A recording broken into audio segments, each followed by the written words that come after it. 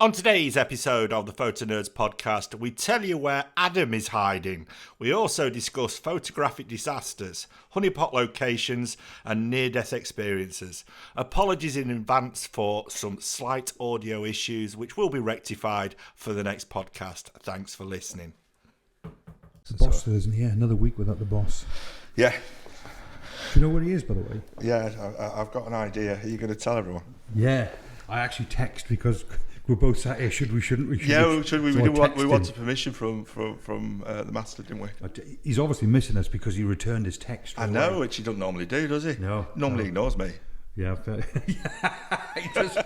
He does me for a week as well. Mind you both do. Yeah, to be fair, yeah. He's in Finland. He is. He's doing something for... He's an ambassador. Is he? Yeah, sounds like as if What he should for? work Is he in like the ambassador? British Embassy. Ambassador for beards. Yeah. You know when you say like I'm an ambassador, Yes. you do sound as if you should work in a British embassy somewhere. Yeah, I know. No, yeah. Nobody's ever asked me to be ambassador for anything.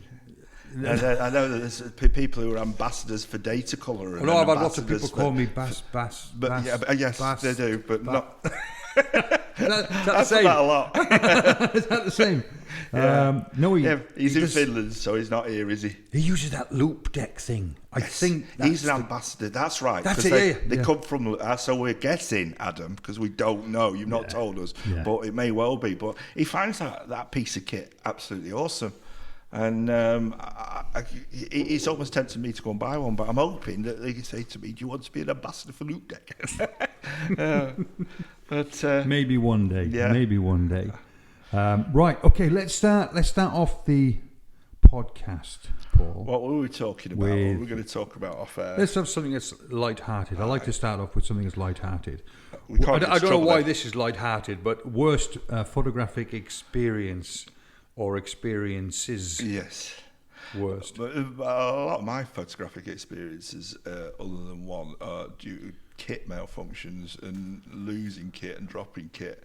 But I'm going to ask that question back to you first of all. What's your work? Because you've been doing it as a professional, guys, for a long time. What's your worst photographic experiences? I think it's still along the lines of the landscape. I won't go on too much about the drones that I lost, but probably... How many have you lost, Gary? Two. But probably worse than losing my second drone was actually going back to the hotel room. The wife and I were away for a weekend, having a romantic weekend. I went off to do some landscapes, came back, I walked into the hotel room, and the first thing I said to the wife was, "I've lost the drone." So what did she do? You can imagine it was no longer a romantic weekend. No, because they're not. In all seriousness, they're not cheap, are they? No. 1200 How did quid. you? I know your second one you lost in the sea, didn't you? At a pier. Yeah. Well, how did you lose your first one? Well, essentially, I haven't lost it. Right. Yet. Sounds a bit Irish. Can you say that anymore? Anyway, sounds a bit odd to say that. My mum's half Irish, so no, my mum's Irish. I'm half Irish, so you can call. You got to be so careful what you say nowadays about anything. It's just ridiculous. You do. Anyway, no, I haven't essentially lost it as such. When I was flying it up in the Isle of Skye, I flew it between two mountains, and off it went into the distance. And when it got so far, I pressed the return to home button. Right. Now, if I'm honest, that's probably about 14 or 15 months ago. It's not come home yet. No, it hasn't come home yet. But every morning I wake up, open my curtains and look into the garden, and maybe one day it'll just be there. You know what it reminds me of? You know, cats. So you can move house, and cats will disappear, and then come back 15 months later as if they've never been away, and just nonchalantly walk in. So you're hoping that it's a homing drone. Every day I wake up, it's looking for you. Open the curtains, charging itself up at McDonald's, and then flying around looking for its owner. Every day, open the cell door.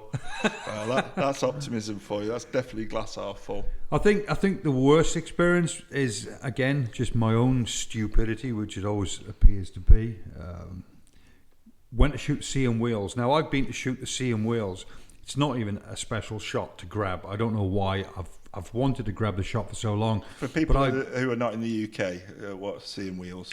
Basically, they're like train wheels that have just been either dumped in the sea or they've ended up in the sea, and over years they've corroded. And there's some really nice shots. It's just a nice bit of interest. these rusty old train wheels that are lying in the sand or embedded into the rock. And of course, as the tide goes out, if you catch it right with the sunrise, of course, shooting out, it just looks fantastic. I've seen some really nice pictures. Always interesting to find when you find things that not necessarily meant to be there. Absolutely. Making it an awesome interest for shots, don't they? But I've been there 3 times now, so just think of the cost just incurred of that, let alone your time. Been there 3 times now to photograph them, but I've never seen them once. To this day, I still haven't seen them, and I bet people are now thinking, you idiot, and all the rest of it. From Yorkshire, how long does it take to get there? Close to 2 hours, Yeah, I think, so close you've to had 2 hours. 12 hours of trips for not getting them. So what was the reason that you didn't get the shot? Well, again, just through my own stupidity. When you go there, they're only visible at a low tide. Okay, but worse still, they're only visible at a low tide. So that the low tide has to be below a certain level. And of course, every time I've been there, it's never been at that level. But the third time when I knew this, I went there, and of course, it's absolutely pea soup. It was just horrendous, the weather was. So I didn't check that. So again, through my own stupidity, I arrived there.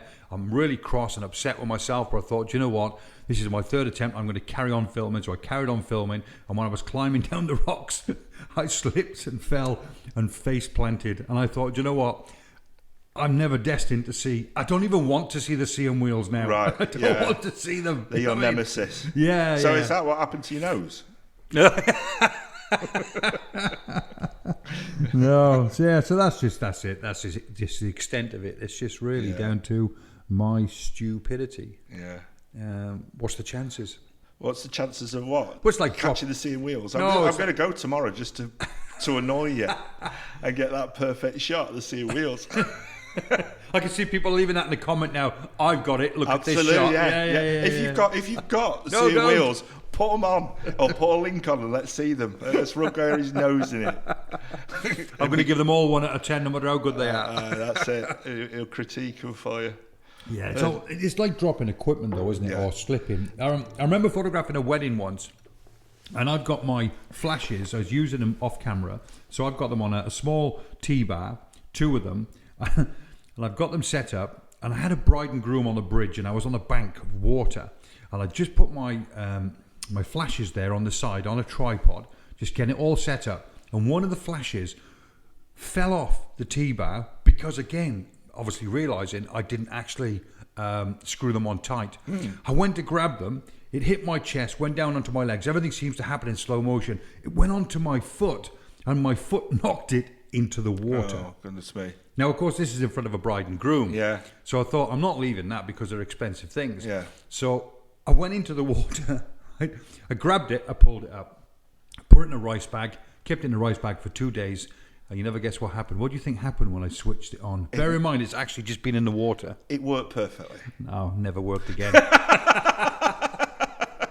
You're really, really unlucky talking and dropping stuff in water. Yeah. I did a video from the fairy pools. And the first section of the video went really, really well. And then the GoPro, I was changing the battery on it, and it dropped out of my hand without the waterproof casing and fell into the water. Oh, so they're only waterproof in a waterproof case? The new ones aren't. The new ones are waterproof per se. In fact, actually, interesting comment that, because DJI, who I think are going to be the death knell of GoPro, have just brought out a new waterproof camera, which I think, because GoPro are struggling at the moment financially, but that's another discussion for another day. But yeah, it fell in the water, and obviously it was about 24 inches deep, so I put my hand in it, got the thing out, and it's making all sorts of strange and funny noises, and I took the battery out straight away, and I left it to dry naturally, and when I came to switch it on, guess what happened? I've got to say, it switched on perfect and everything was like new. It did. Oh, no way. It was absolutely fine. No way. Yeah. So I'm a little bit lucky with kit than you. But I was, because they're not cheap. So I was really, really made up because it was the only camera I had while I was in Wales, and it was really made up. I've never owned a GoPro. You Yeah. vlog with a GoPro. I recently changed to the Canon, bought the new GoPro Hero 7, I think yeah. it is. Love the camera for the image quality, Okay. but it keeps freezing. Now, I've updated the firmware, and I'm going to try again this weekend with it because the convenience is just so easy. It's about a bit like your Canon that you shoot with, the little GX7. Yeah. It's so easy. You're not carrying a big Gorilla Pod and everything yeah. around with and buttery smooth film. But the thing I lose all the time, and this is the reason why I buy my glasses from Asda. These are actually Specsavers, but normally buy them from Asda. Is glasses. I've lost glasses numerous times in water or dropped them in heather and couldn't find them again. It's just if you're spending 80, 90 quid on sets of glasses, then it's far better to buy them for £2 from Aldi or from Asda. But it's a running joke on my vlogs because people will say, "Oh, you've lost your glasses again," and some people said very cleverly, "Why don't you get a chain for them?" But I feel like that guy off Are You Being Served? I'm free. Yeah, I'm free. Now, the younger audience won't know where he is, but No. he used to have his chain. No, thank you. So I've steered clear of that. But from an expensive photographic point of view, the only damage I've really done was a stupid thing. Again, when up in Scotland vlogging, was everybody kept saying, because on one of my videos I got bitten by what I call flying teeth, which are midges. Yeah, midges. And everybody said, you want to get this and you want to get that. And there was stuff that I used to use, but I bought some of that DEET spray. And whilst I was vlogging, I put some on. And I thought, well, I'm in the middle of nowhere here. Where do I put it? So I stuck it in my camera bag and shut my camera bag. My camera bag rolled over and it discharged into my camera bag. Now, DEET, or the stuff in it, will wreck plastic. And it wrecked all the lens hoods, and what it did is it damaged the zoom on my 24-70 lens. So it got stiffer and stiffer and stiffer until eventually it will move. Ouch. So I had to send that back to get it serviced. So don't put jungle juice, it's called, I think, whatever it's called. Skin So Soft's actually really good. Apparently so, yeah. Is that an Avon? An Avon product, and that's what I used to use when I hiked. I use it when I go up to the Mac Loop. Yeah. But somebody said that they changed their ingredients in it and it don't work the same, but I find that it works better and it doesn't stink like your camera juice. I'm there on Monday or Tuesday. Yeah, you're going away next week, aren't you? So your lovely lady wife said that you're going to have a couple of days at the Mac Loop. So if anybody wants to see Gary Goff in person, he's at the Mac Loop next week. Yeah. Or 3 weeks ago by the time this vlog comes out. Of course. Yes, so don't go to the Mac Loop. If anybody has a time machine, if you want to go back 3 weeks, you'll be able to catch me there. Oh, you see, I forget. Right, okay, let's go on to another subject. We talked briefly, honeypot locations I've got here. Yes. What does that mean, Paul? Honeypot locations is, to me, I mentioned it on one of my vlogs, is bucket list locations. So whether or not you want to talk about... See, for me, bucket list and honeypot maybe are a little bit different. Okay? So a bucket list location is, let's say, where in the world would you want to go and shoot? Yeah. That would be a bucket list location. So a lot of people's bucket list is Iceland or Argentina or wherever, or Machu Picchu. Yeah, honeypot locations are the locations that, as photographers, we seem to be drawn to in our locale. So in our locations, whether it's the UK. So, for example, I mentioned it numerous times before, the boathouse at Ullswater. All right, okay, yeah. That's right. Your honeypot locations. Now, honeypot locations, everybody will, whether the beginners getting into photography because they've seen those shots either in guidebooks or on the internet or by people vlogging them, will naturally go to. And then there are other people who are established photographers that will go to those locations and shoot. And then there are people that will avoid those locations. Now, you're an avoider, aren't you? I'm not an avoider. I don't necessarily go to those locations to shoot them because I know that the popular locations And I have seen those images and those shots reproduced brilliantly by other people. So it doesn't excite me as much. No, I do get what you mean. The problem I've got is that if it's a honeypot location, it's usually for good reason. Of course it is, because it's a beautiful place to shoot. But Absolutely. I've got nothing wrong with it. So we all go on forums and Facebook pages and this, that, and the other if we're interested in something's our passion. And I've seen people comment that have mentioned it as derogatory to go and shoot the honeypot locations, like they're doing something special because they're not shooting the honeypot locations, and I find that wrong. My personal opinion is if you want to go and shoot those honeypot locations, and you know that I have done, because I said my favourite image ever was the Old Manor Store, and for Sky you don't get any more honeypot than that, other than maybe the ferry pools. And if I'm in a location and I can get that shot and the lighting conditions are right, I might well go and take the shot.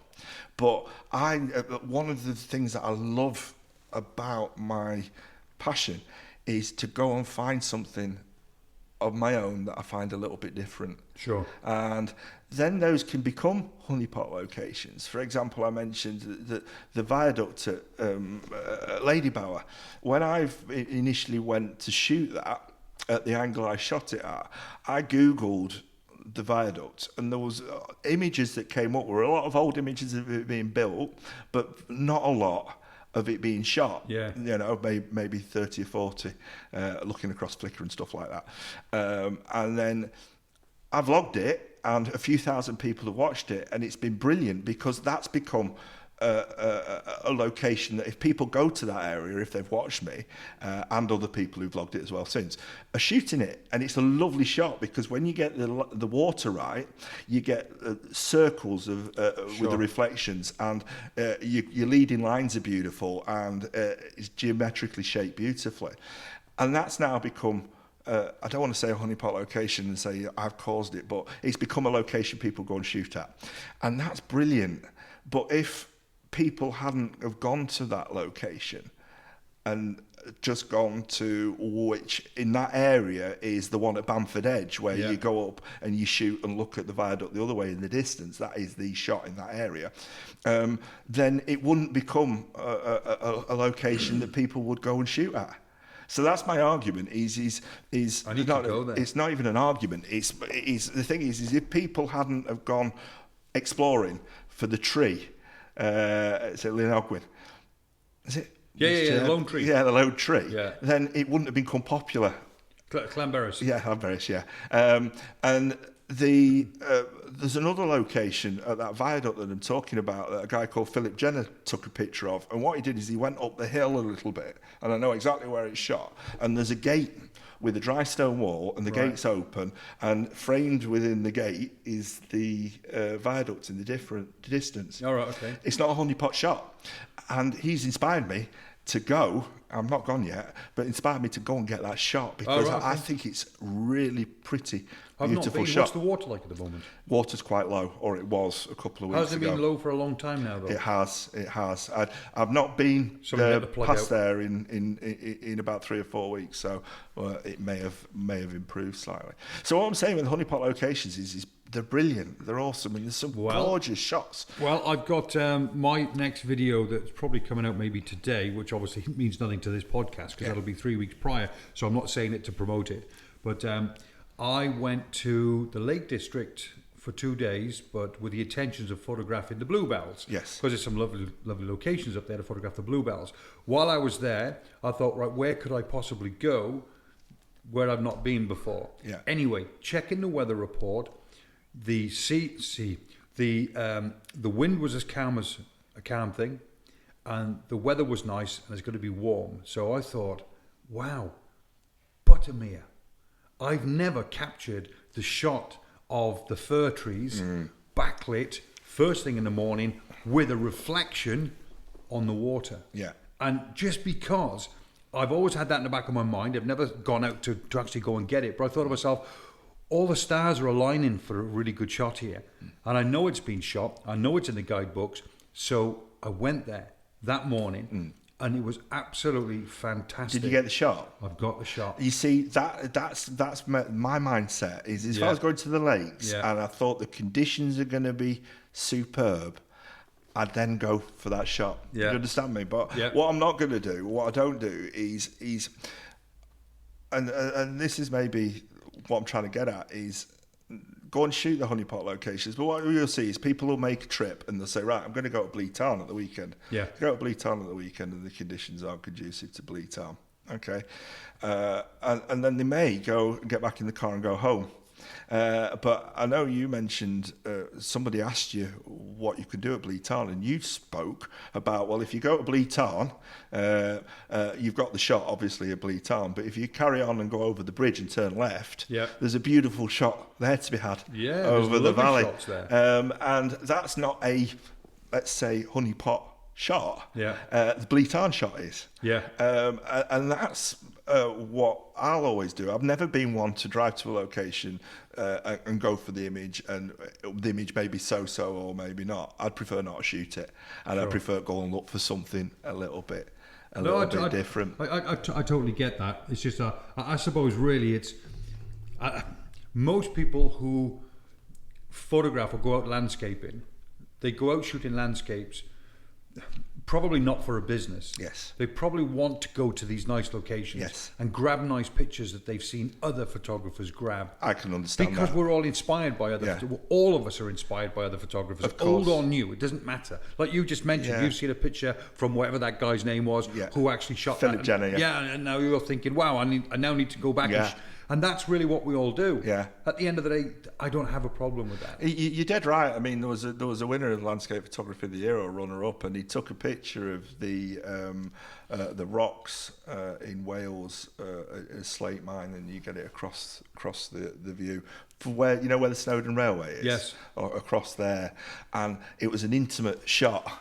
Of the rocks, and it was absolutely gorgeous. Oh, right, okay. That type of thing inspires me. And then Mark Littlejohn, he won Landscape Photography of the Year, taking an intimate shot of water that ran down the side of the mountain and then disappeared. And he gave it a nice name, and I know you and Adam talked about names, and it was a really apt name. And that made me think. And so I've taken that shot, but it's not a honeypot location shot, but it's stunning. No. Not my shot, Mark's shot's stunning. And then another lad, Neil Burnell, did really well. I don't know whether he won it or came very close to winning it in the Sony Awards. And he was out in the forest, and he found one of these machines that cuts down the tree and then strips it. Yeah. And he gave it a really good title, which was really apt for the shot. I would have walked past that machine and thought, I'm not taking a picture of that. That's not a landscape shot. Yeah. And it was brilliant because it was the title of the photograph was basically monster or something like that was eating the trees, and it was the tree monster. It wasn't that. Sorry, Neil, I'll have to check it for you. But absolutely, and the way he edits his woodland shots is absolutely beautiful. Got sublime, subtle editing of it, and it's stunning. And that's the type of thing that I would have walked past, and that's what inspires me. But that's me. That's not, don't go and shoot the honeypot locations and I think they're all rubbish and everybody goes to the honeypot locations has got no imagination. Rubbish. They're beautiful, and they're beautiful for a reason because they are stunning shots. And the beauty, and that's the great thing with the tree at Llanberis, is the great thing is I've seen numerous pictures of that over the last few weeks of people shooting it, and they're all different. Yeah. And they're all good in a slightly different way. And they're all theirs, like mine's mine. Don't care that it's been seen before. That's right. But you could put those images side by side and none of them look the same. And another lad, and I don't know his name, took a picture of the boathouse at Ullswater, and he complained to himself on Insta about, I don't know if the composition was right, but he did more of a close-in composition and more of a square crop, if I remember, and it really worked, and it looked beautiful. And he was just thinking out of the box a little bit, and it was great. Yeah, I like that. Like I say, it's about grabbing a honeypot location and then working it. Yeah, that's what I like to do. Yeah. And as much as you're very restricted what you could do with the fir tree shot at Buttermere, what I actually did, which we had so much time there, We could have spent hours there because the light was right, the water was right. You know, it's almost like, oh no, I just want it to be right for the 5 minutes I've grabbed the shot, and then I want the wind to pick up and so on and so forth. But when we had that much time there, I actually shot with my 70 to 200 mil lens on there. I shot something like 120 mil, something like that, and I shot a 9-shot pano. Oh, but it's going to look gorgeous. And proper letterbox. And on my video, because I'm post-processing it now, I've blown it up pretty much full screen. And you know when you scroll across, when you scroll across this image, it scrolls and scrolls and scrolls, and it's like, oh wow, that's fantastic. Yeah. But the beauty is you've gone to a location. I really don't. I don't know what the term honeypot doesn't sit well with me. I don't know why, but it does. It just doesn't sit well. Maybe you wrote it down. Yeah. Maybe maybe because I've read the negative connotations to it online, like there's something wrong with it. But you know, seeing you get excited as a photographer who's been photographing a good proportion of your adult life, sure, and you're excited about getting the shot, I think that's the key. Is if you go and shoot Buttermere, or if you go and shoot the Ullswater Boathouse or anything else, the Old Manor Store, and it excites you, then there's nothing wrong with it. But I just get just as excited shooting other images that maybe other people haven't seen before. When you go to Glencoe, and is it the Glen Etive and the Buckle, whatever mountain, yeah, and you grab that. Obviously, there's millions of shots you can grab at Glencoe. Don't get me wrong, but the one that stands head and shoulders above everything.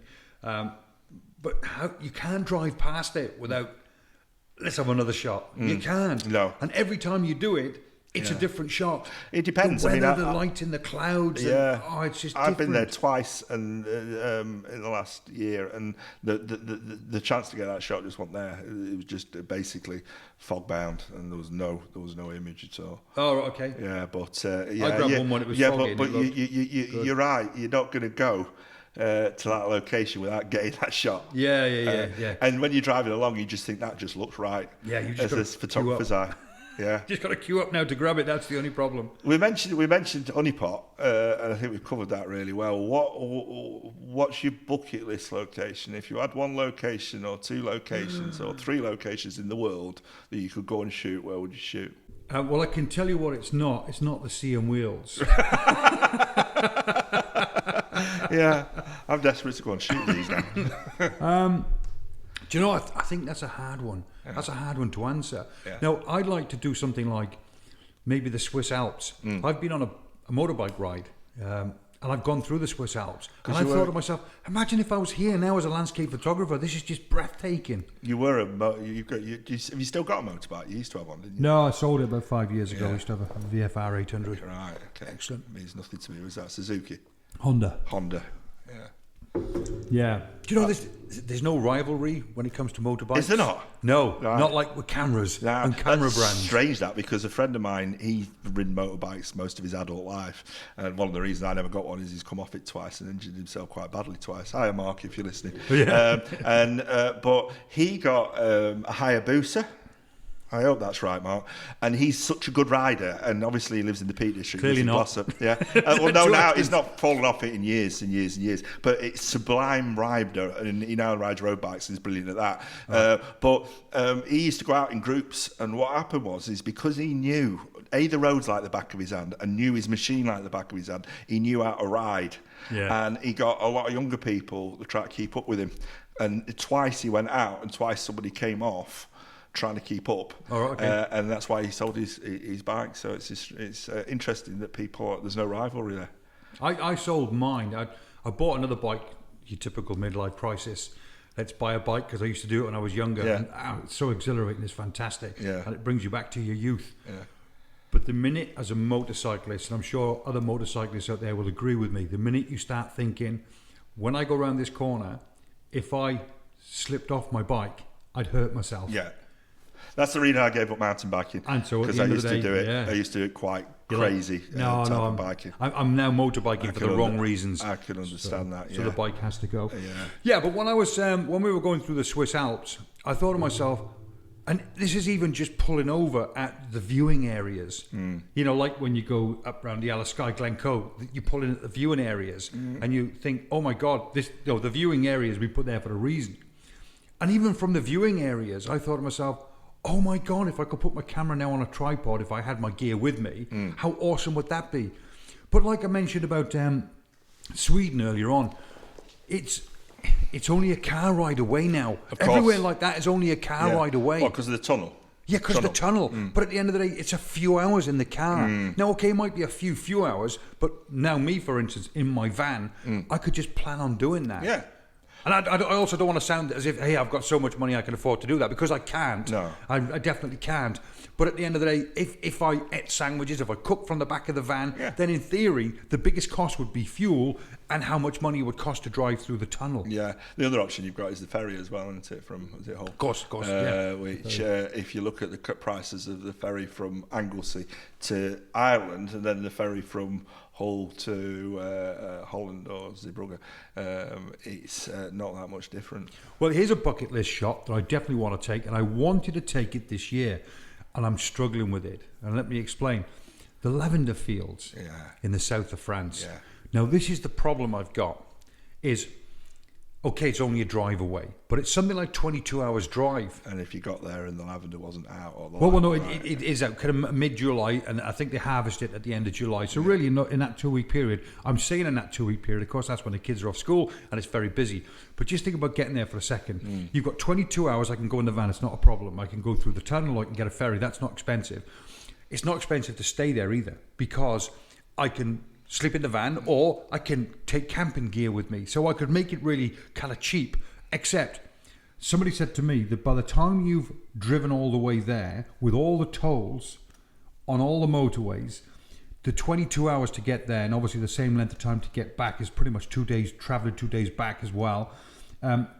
You won't be a penny short of £700. It's a lot of money, isn't it? By the time you paid for your fuel, and by the time you paid for the tolls, £700. I don't mind the travelling, I don't mind the fuel, and I don't mind the length of time it takes, obviously, to get there and back. But that's a lot of money just for one bucket list shot.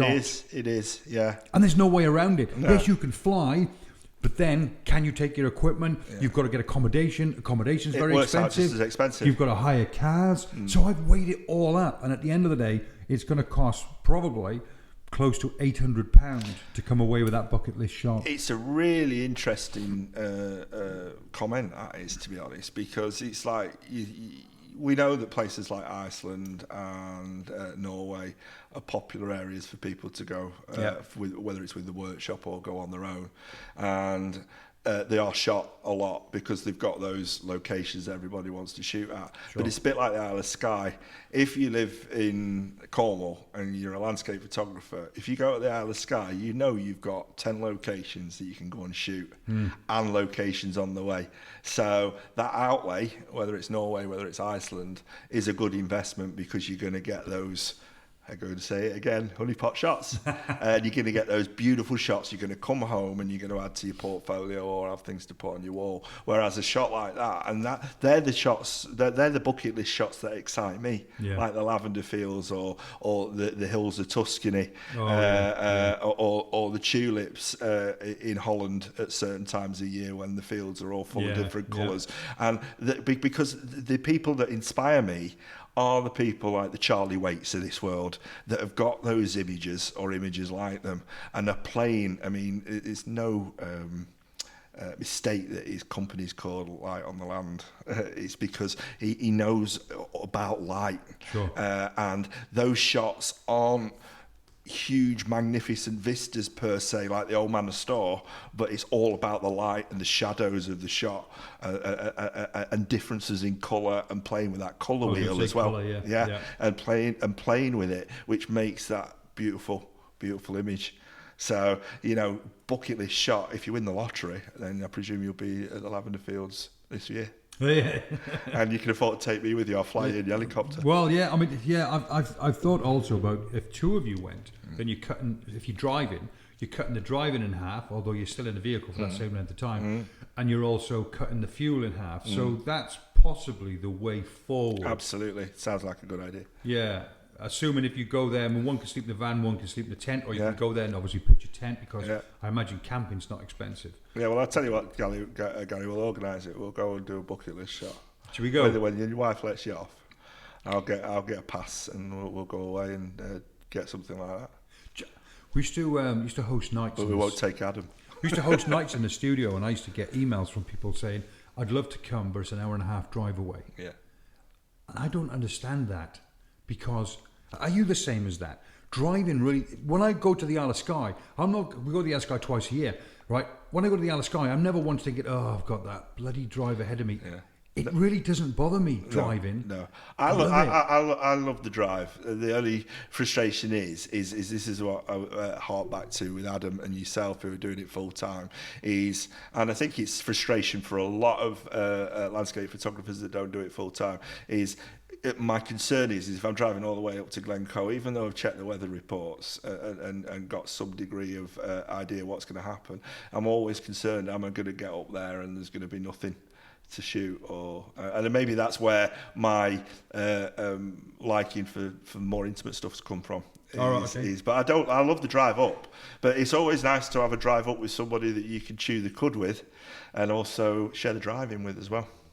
I've got an idea. Why don't we put it to the boss? Yes. To the three of us go. Yeah. How cool would that be? Three men in a van. No, 3 man van. 3 man in a van. Yeah, we could even do a podcast, couldn't we? Yeah. I wonder if we could. Yeah. I wonder if we could. Maybe we should surprise him and drive over to Finland this weekend. Sit there and let's smile at him. If you weren't going to Wales, we could do it. We'd have to ask the boss, though. He might not want to spend 3 days in a van with me and you. Yeah. We'd drive him nuts. Should we? Yeah. What do you think, Adam? You'll have to let us know in the comments section, mate. Hey, we could. Yeah, we could. I like that idea. If not, if he doesn't want to come, we'll go. We'll go. Do you want to go? Yeah, do you fancy it? Definitely. Yeah. I like that. It'd be great. Because that's the only way I can envisage. A top trip. Yeah. Yeah, because it works out 750 quid. Works out a lot cheaper if 2 of you go, sharing the fuel, sharing the driving. Yeah. But by the way, that figure is what somebody loosely told me. Yeah, well, it's not going to be much more. If he's got it grossly wrong, I know if it's more or less. Yeah, I can't see, because I've actually looked in the past at doing Von 2 on the bike, right. Which is in France, and it works out about that cost. All right, okay. Yeah, so... Well, there is something else, apparently, not even so much as saving money, because obviously the most direct route is to go on the motorways, and that's where all the tolls are, apparently. You can avoid the toll roads and go along the coast. But if you went along the coast and made a few days of it... Yes. Now... You'd have to, because the problem is I've driven to Brittany before. Right. Many, many moons ago. And when you look on a map, it doesn't look that far, but it goes on for hour after hour after hour. What, the coast roads? Yeah, not even the coast roads, even the toll roads. And France is a big place. Yeah. So, if you could break it up, and it's only that far. I've seen it on Google Maps. That's right. Yeah, but if you break it up and you say, right, we'll go here, we'll go there, and there's a castle there, and you've got so you'd want to split your trip down there. You'd want an overnighter. Would we do honeypot locations? Definitely do honeypot locations. Definitely. Yeah. Yes. You think? Right. Yes, okay. Absolutely. Right. Because I'm going to a location there that I don't know where to go and shoot. Maybe as you're going along, you'll see something and you'll think, yeah, that looks nice, let's stop the van and take a picture. But I'm not going to try to fag it all the way to down France and think I'll wing it. You want those locations, don't you? No, absolutely, yeah. And that's the thing with Iceland. I wonder if people have been, if they can suggest. Yeah, if anybody's been through France and knows any areas that are nice to shoot in Iceland. Yeah, well, saying with Iceland, you're not going to spend the money to go to Iceland and think, right, I'm just going to hire a van. I'm not going to look at where anybody goes and shoots and I'm just going to go and explore. You're going to want to know where you're going. I mean, that's what I did, what I do if I'm going far away. Tell you what we could do then is we could count every penny. Yes. And report back and tell people, look, absolutely. This is what 2 guys have done in a van. Yeah. We've driven down there. This is how much it's costing fuel. These are the shots we've got from it, and this is the length of time it's taken us. So this is doable between 2 people, possibly. Yeah, with this amount of money. That sounds like a really good plan. We could do that. Yeah. I don't know. We can get some of our bucket list locations in. Why don't we just go and not even tell him? Yeah, I think he might find out when he watches this. But as far as my bucket list locations, I've been lucky that I've travelled and been to a lot of places that I would like to shoot at. So I've been to Iceland, been to Norway. But there are locations that one of them is desert. So sand dunes. Namibia has been done, but I'd like to go to Morocco. and the Sahara and get the dunes. Yeah, but you can still go to Namibia. You can. Just because it's been shot. No, it's not being shot. No, that's not what I'm saying. It's what one was trying to say is Namibia is the go-to for the dunes. Sure, but sure. Sahara's a little bit closer, a little bit less money. And the other thing is you were mentioning about driving. You know, you can always drive and make a longer trip of it. So that might be something when I retire. I'll drive through France, through Spain, and then hop on the ferry over to Morocco. And then get those images. You keep mentioning retiring. When are you retiring? I'm already semi-retired as it is, but whenever the gods of finance allow me. Not for a long time yet. Oh, I tell you, there's something missing on YouTube, Paul. What's that? There's something desperately missing on YouTube. Where are you these days? Where's your vlogs? You used to vlog regularly. You used to enjoy. Used to watch you in the bath. Thank you. They've taken a hiatus. Not literally watching you in the bath. I was in the bath watching you. A hiatus for family reasons, as you know. I let you know, my dad passed away. My mum's also very, very poorly as well, and she lives with us. Yeah. And then I've got 2 young children. I've got an 11-year-old and a 10-year-old. And once my little boy said to me when I was editing and thing and getting naughty with him and saying, I'm editing. He says, Dad, you're always editing. When are you going to take time to play with me? And I didn't go into vlogging as a business. I entered vlogging too because people enjoyed watching me, and I'm going to do more. I'm getting hassle from a well-known monitor company that need me to do a review, and I am going to do more. They're just not going to be quite as regular as they were, obviously. But I have really the trouble is when you start vlogging, you worry. And you can tell me if you'll watch. You worry that because you've left it so long that nobody will watch you. So I worried I'll put it out like not at all. 2 people will watch. Not at all. Because you hate mirrorless cameras, we're not watching you anymore, which I don't hate them at all, actually. I had to vlog using a mirrorless camera. Yeah. How are we doing for time? No, we're doing good. Good. So we talked, didn't we, about... Was this the first half or the second half? This, what? Just the first half of the second vlog.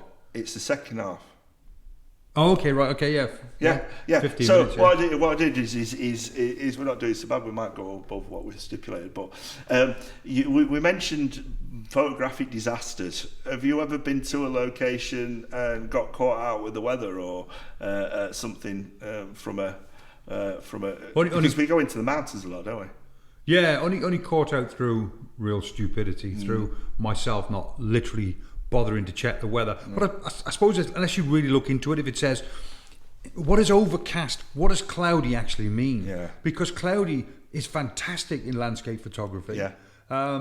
But obviously I know we get different heights of cloud and so on and so forth, but more often than not, you just have a quick look. I'm heading to Buttermere, for instance. Okay, it's going to be cloudy with rainy spells. Well, that's perfect. That's perfect for me. Perfect for me. Yeah, if it says it's beautiful weather, I'd be less inclined to drive 2 hours to the Lake District. Absolutely. Because the Lake District has got its own microclimate anyway. Yeah. And if it says sunny with rain, you know you're going to get those awesome skies. Yeah. And the light's going to be perfect. The reason I mentioned it is prior to me becoming on YouTube, I did a lot of wild camping, and I used to take my camera along. So it wouldn't be a photographic trip; it would be a wild camping trip and take images as well. Right. Okay. Because I went with non-photographers. So I know the hills and the mountains quite well, and we used to do a lot of winter hiking.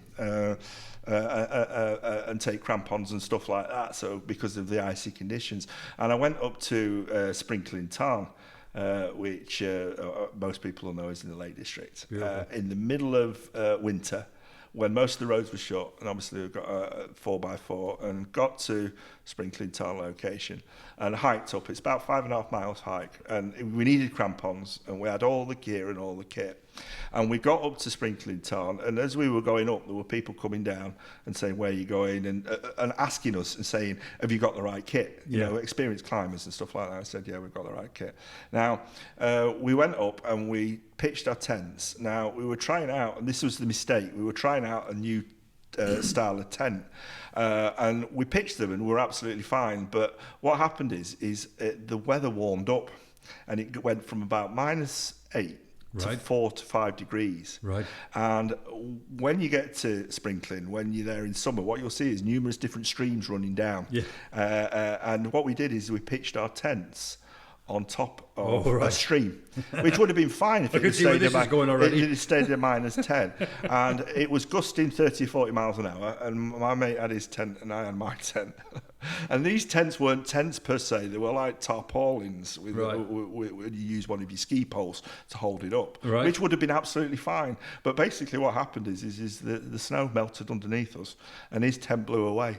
Now, I'm still laughing because what I saw is this guy, made for a cozy night. this guy in his underpants, right, running backwards and forwards on Sprinkling Tarn, chasing after all his kit to grab hold of his kit and put it all away. And then he's screaming to me. Now, if you go and you do winter stuff, what you'll do is you'll normally have your wet stuff and you'll put that in a bag and then you'll put your dry stuff up and get yourself settled into your tent. Now, I was in my dry stuff and he's screaming and shouting, saying, come on, help me. So I ran out and made the mistake and getting my dry stuff wet. Right.